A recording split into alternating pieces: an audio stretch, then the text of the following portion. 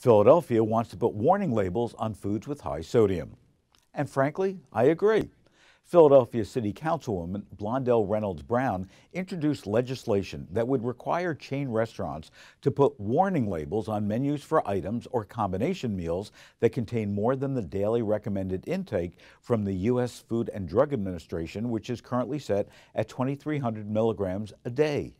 The average American male in their 30s, for example, consumes almost twice that amount.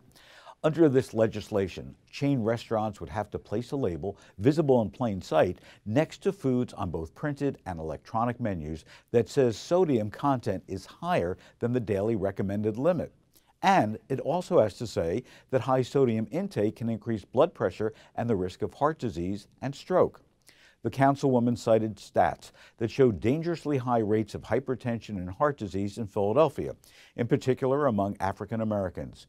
According to the FDA, consuming too much salt can lead to heart disease, stroke, heart failure, and kidney disease. While 2,300 milligrams is the recommended daily intake for most, it's 1,500 milligrams for at-risk populations, such as those already suffering from hypertension, African Americans, and middle-aged and older adults. New York City passed similar legislation 2 years ago.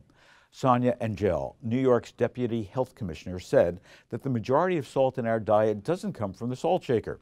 It's already in the food when we purchase it. That according to NPR.